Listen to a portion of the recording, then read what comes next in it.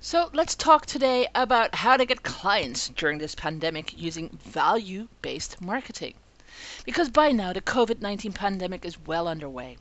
And while the virus itself is scary enough, there's one thing even more scary for business owners, not knowing if they're going to remain profitable and be able to keep their doors open.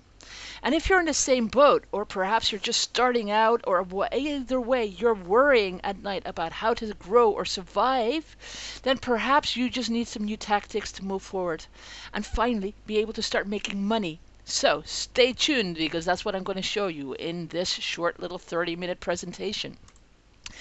It really is a time to pivot and not pause, people, because small businesses and large corporations are struggling during this pandemic.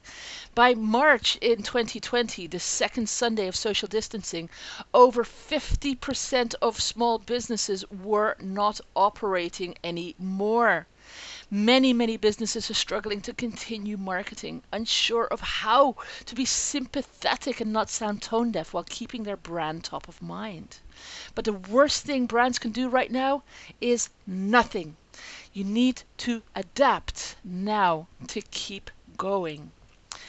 But I want to introduce myself really quickly. My name is Jennifer Zgarius, and I'm probably the only one of these marketing strategists out there who actually has not only a degree in how to do this, but also many years of experience. And I want to do things a little bit differently today, because I don't know about you, but when I watch a masterclass or a webinar, I would like to watch for the content, not all the self-aggrandizing bollocks that all these new marketers will tell you, with the fancy designs and the copied content. So that's why I'm going to do things differently for you today. I'd like to focus on outcomes and strategize the fastest way to get you results. I do this on a daily basis, not only for my own business, but also for my clients. So this is what I'm going to do. I'm going to cut out all the long intro stories that we're usually taught to do, all the rags to riches stories, not because I haven't lived it, because I have, but because you don't care. All you care about is your own business, and there's nothing wrong with that. All you care about is how to get the fastest, easiest results, leading to a better life for you and your family and your loved ones. Maybe it's not even a better life. Maybe it's all about survival right now. Right? So, I'm going to keep this really simple. I'm going to show you a couple of tactics and strategies that have come from getting quick results in my business, and I'm going to show you how you can do the same in your business. And then I'm going to tell you that you're welcome to schedule a time to talk to me and get a 30-minute free strategy call, a growth and marketing strategy session, in which time I'm going to help you determine a really fast way forward so you can get your business back on the map and have clients coming in like clockwork and survive and not have to close the doors. And right now, I want to get started with what I call value-based marketing, because it's time for a new approach. It's time to move on from this outdated, pushy marketing crap. It's time to stop pitching and claiming that you can help clients and start proving that you can actually help them by, guess what? Actually helping them as part of your marketing. It's time what us consultants and coaches and service providers do best, to lead with value and to build true trust-based relationships. It's time that our marketing reflected who we really are, not techniques borrowed from a get-rich-quick guru. No. To do this, I recommend that we use a system called value-based marketing. So, what is it? Well, it starts with the recognition that when you're selling high-value services, it's not enough to make a bold claim and then try to manipulate your potential clients into buying using fake scarcity or countdown timers or content-free sales webinars. These are tactics. They're ploys. Don't fall for them. High-value clients with big, important work to do, they need confidence in a couple of things. Firstly, they need to know that we can do the job at hand and get the results that they're looking for. So, let's do that. Let's prove that we can help them by helping them. Novel, I know. Now, secondly, They need to know that you can make the relationship work with them and their relationship. Because savvy clients know that most projects and programs fail not because the coach or consultant doesn't have the technical capabilities. No, no, no. But because they couldn't manage the change and the relationship with the clients and its organization. Now, how do we give potential clients confidence in our capabilities and trust that we'll be able to make the relationship work? Well, we do it by delivering value. We demonstrate our capabilities and earning trust then through our marketing. Now, we have 4 steps to our value-based marketing, namely focus, lead generation, ongoing nurture, and winning clients. And it's all about value. Right now, let's talk the first step, which is focus. Now, we're focusing and we're figuring out who our ideal niche is, the most clients, where they're going to come from that we can add the most value to and get the most value from working with them. We want to build deep insights into the problems, the challenges, the goals, the aspirations that the people have in that niche, and what they need to know and feel about us when they're ready to hire us. And we want to create powerful value proposition that's going to clearly articulate why they should work with us and why we are not like our competitors. And there is a couple of steps to our value-based marketing system. And here is number 1. We are going to figure out our ideal niche. So ask yourself a couple of really simple questions and come up with the options and the answers. Number 1, who are the types of client most likely to have the problems or goals that I can help with? If you had to help them for free, who would they be? Number 2, what are the types of clients that I have the most experience and expertise working with? Number 3, what are the types of client I absolutely love working with? In other words, who can I add the most value to? And then we move on to step number 2. Because of things like recency bias, we often think we know what the majority of our clients were focused on. But when we actually review it systematically, we find that we're mistaken. Oops! After gathering the raw information from our research and personal experience, you need to turn it into actionable insight. Now, this is an insight into your clients and potential clients that you can use with your marketing. And the easiest way to do that is to create an avatar or a client persona. And number 3 is to create a value proposition. Now, in this third step, we're going to look at how to best articulate the value we bring clients. Because if they can't quite see the value in what we're doing, then they're not going to invest the time in building a relationship with us. Now, this articulation of value is known as the value proposition or the unique selling proposition.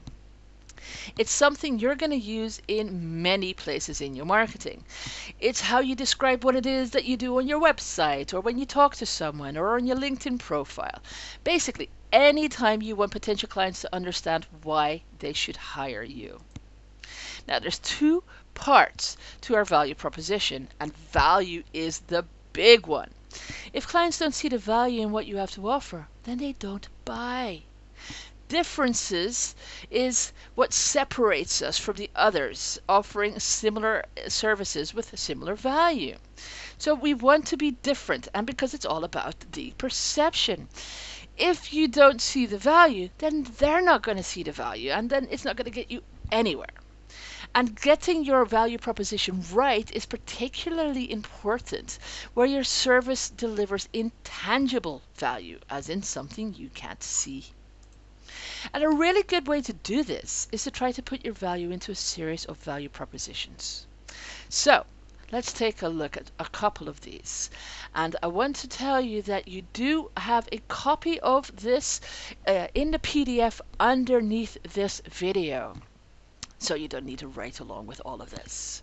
I help, and then your target clients get a desired outcome Or I help target clients solve an unwanted problem. Or the last one being, I help target clients get desired outcomes using a unique approach. You see how this can really formulate what it is that you do? Perfect. Let's move on to step number 4, lead generation. Because what actually determines whether you get a steady flow of high quality leads isn't what tactic you choose. It's the value clients believe that they're going to get. Now, at this first stage of the process, they have just got a problem or a goal and they're looking for ideas. That's it. They're trying to think about how they might be able to make improvements and they're not looking to hire anyone just yet. So the value isn't that important. It's the value they believe that they're going to get from engaging with your marketing that's important. Next step is our lead magnet.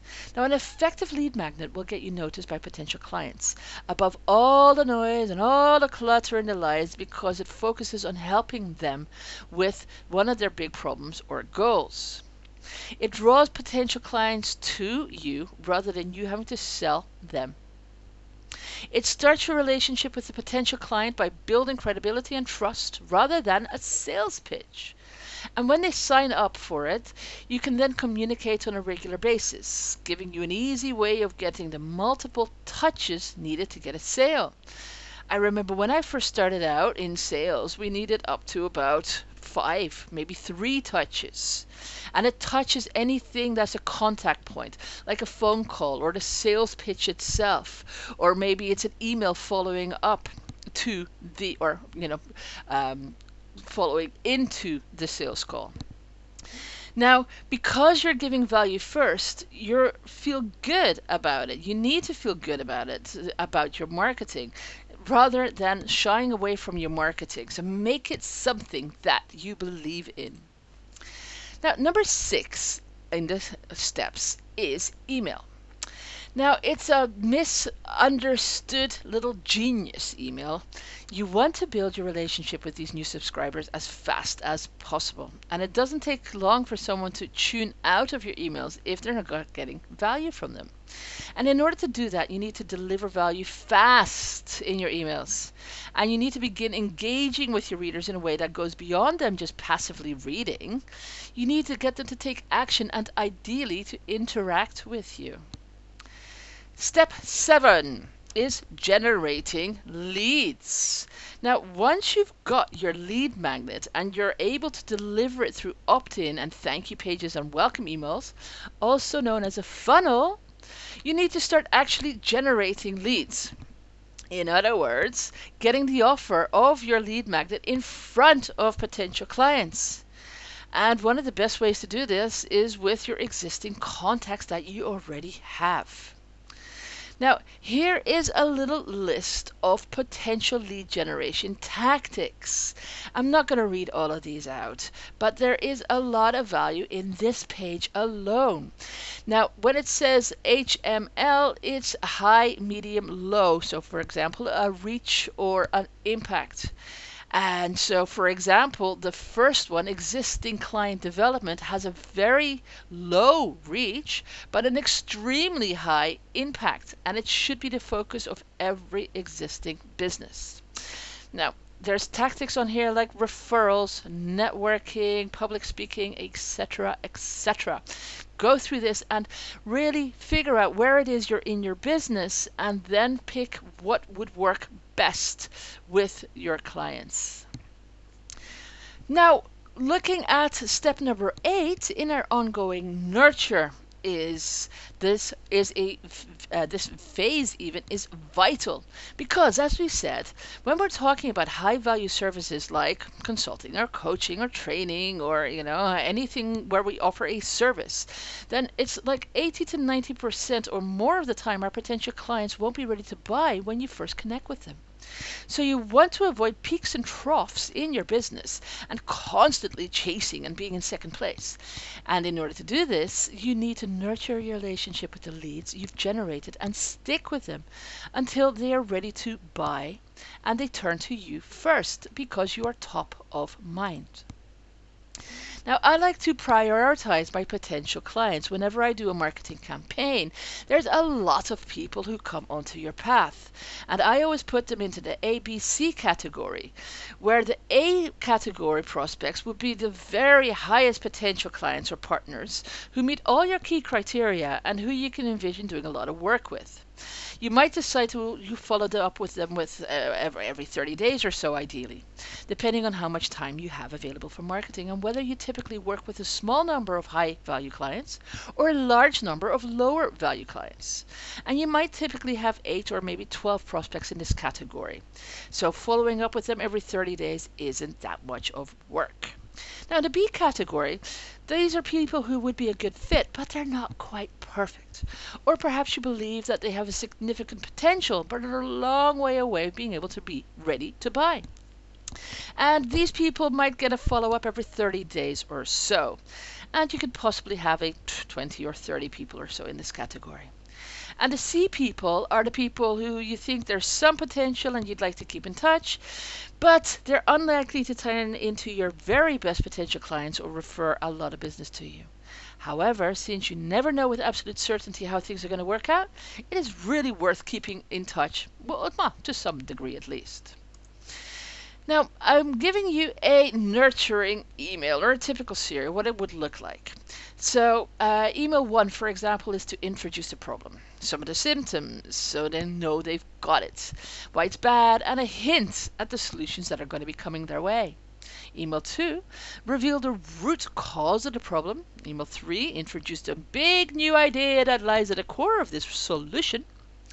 And email 4, show an example of someone who solved the problem with your big new idea.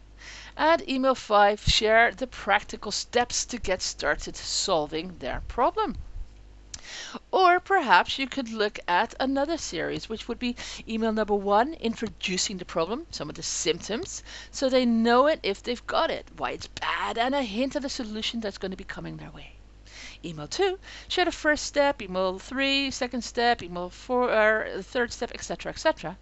And then when you get to the next email, you want to share a typical obstacle or barrier often faced when trying to implement a solution. And the last email in this sequence would be showing how to bring everything together and how to get it started. Now, I said it before, email is magic. And there's no rocket science to these series, really. It's just a logical presentation of valuable information in a way that's easy for your readers to consume in bite-sized chunks. And most importantly, it's easy for them to implement.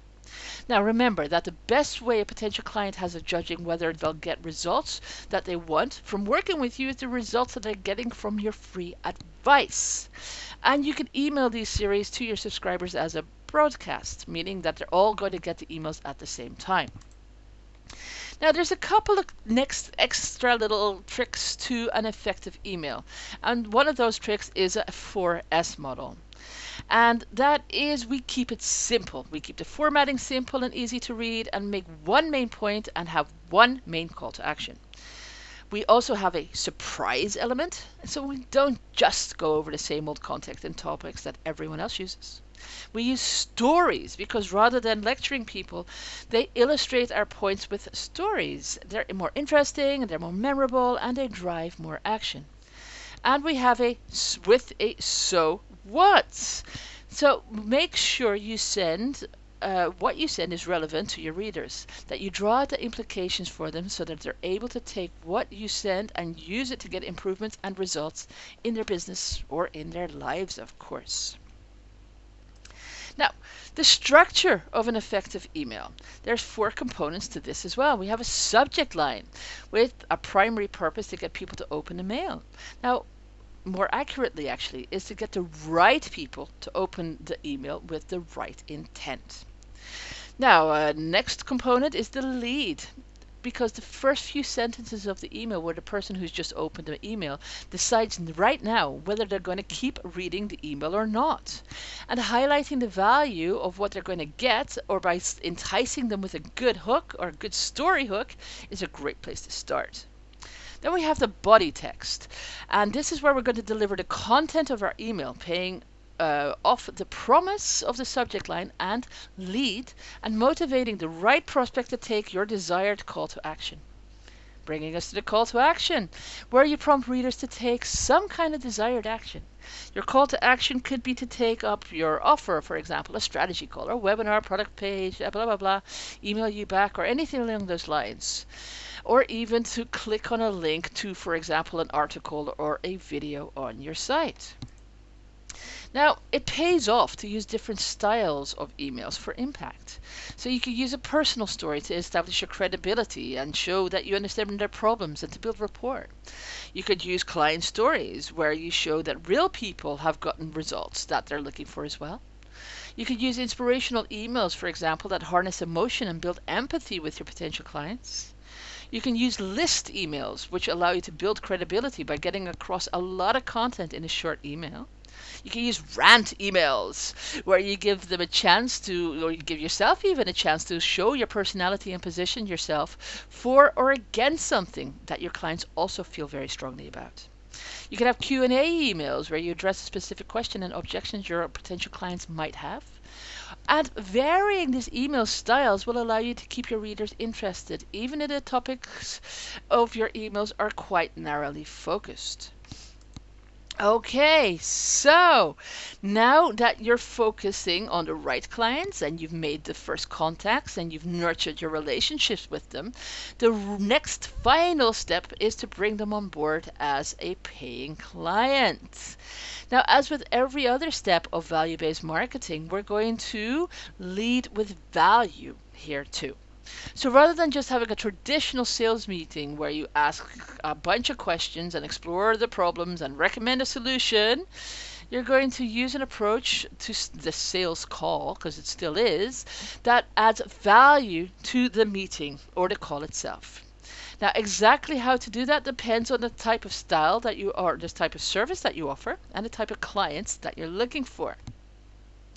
However, I generally advise an enrollment call, because with an enrollment call, you're still adding that value to your potential client, but this time you're doing it through a process or a meeting or a call, and your skills are really showing as a coach rather than just through the content that you share or expertise that you demonstrate.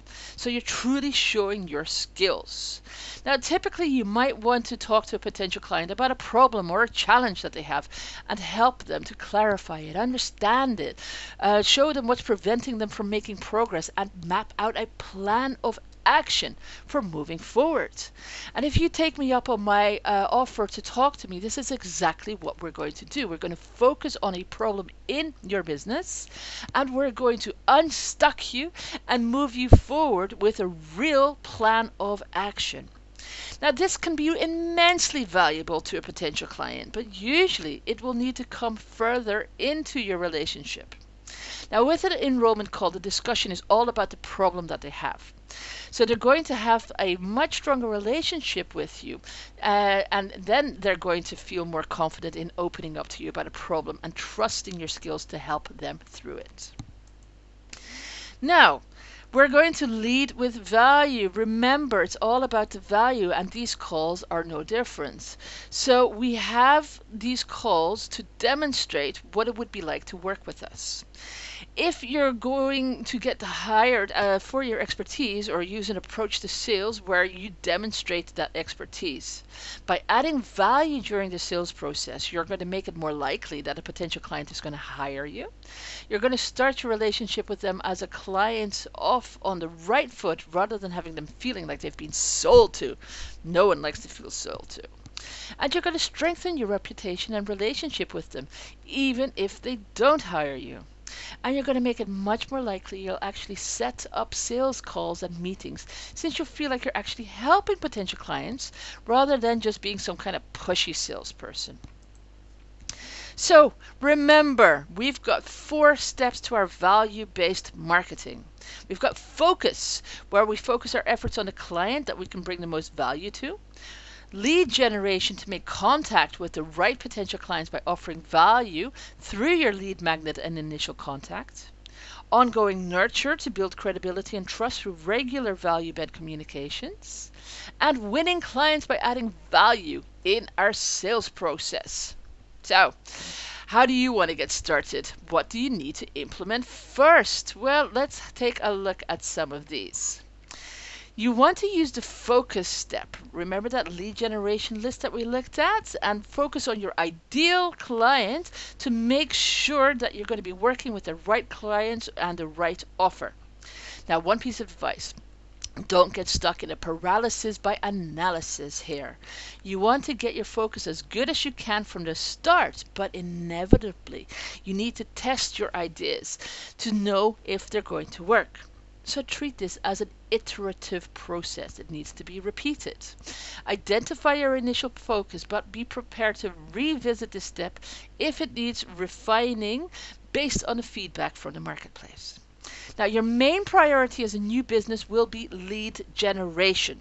The good news is you can still harness your existing contacts from previous roles to get you started, and you can use validation of your focus and your initial ideas from your lead magnet as a way of establishing contact with potential clients and referrers. Now, initially, you can handle ongoing nurture on a needed basis. Let's start that sentence again, right? Now, initially, you can handle ongoing nurture on an as-needed basis. Personally, as the first of your new leads come on board, and you can then tailor your follow-up to their needs specifically.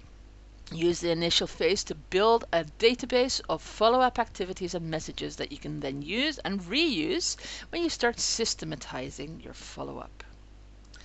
Now, if you've already got an established business, then we're going to do it in a slightly different order. We're going to use the focus step to validate our current client targeting, insights, and value propositions, and make adjustments as needed.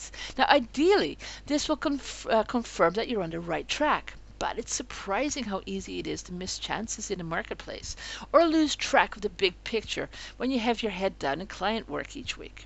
I like to revisit my focus every couple of months or a year or so, and I never fail to identify new insight or tweak that will improve my marketing. Now, next, look at ongoing nurture. With an existing business, you'll already have generated a number of leads over the years, and many of those leads won't take too much nurturing before they're ready to buy. So prioritize them with identifying the highest potential ones. Then start your personal nurture program for each priority prospect. Next, refresh your automated nurture system to make sure you're keeping in regular contact with all your potential clients and adding value in each interaction and build credibility and trust. Now, winning clients is the next step to look at as more of your nurtured prospects become ready to discuss working with you. Make sure you're clear on what adding value or add a value adding sales approach to use. For example, an enrollment call or a high value briefing. And make sure you have the structure of each of these approaches mapped out so you can consistently deliver a great experience for your potential client who goes through the sales process.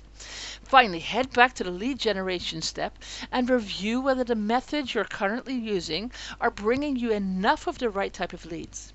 Make sure you understand whether you're in a one-to-few or one-to-many business, and make sure your lead generation methods give you the right scale and impact for that type of business. And of course, make sure you're using these approaches and make sure that you enjoy them and that you're good at them.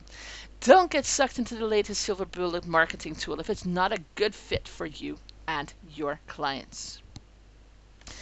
Value-based marketing is the fastest, most effective approach to marketing for consultants and service-based providers and coaches who want to get clients that they need without having to become super slick salespeople or needing to spend all their time on marketing. Implementing a consistent value-based marketing approach will allow you to grow your business whilst working with brilliant clients on exciting projects. By delivering value throughout marketing, you'll feel good about what you're doing, and your clients will see you as a trusted advisor to their business. It'll allow you to escape from the roller coaster peaks and troughs that plague most service businesses, and instead build a healthy, vibrant business that delivers you the kind of work that you want to do and the kind of life that you want to lead. Well, let me ask you a question. Are you interested in getting more clients and growing your business? Normally, this is where the sales pitch would begin. and would go on for 30 odd slides. But as promised, I'm not going to do that. All I'm going to say to you is that I've been helping hundreds of people just like you who want to grow their business for the last 14 years. Would you like to eliminate trial and error? Stop spinning your wheels and be confident that you're taking the right actions? In short, would you like me to help you move forward? Go ahead, just click the button below and let's get started today and let's start changing your life together. My name's Jennifer Zagaris. I'm a business growth and marketing strategist and I've been doing this since 2007. Please click the button, talk to Jennifer now, and let's talk. Thanks so much for your time. I truly appreciate you being here. Have a great day for the rest. Bye-bye.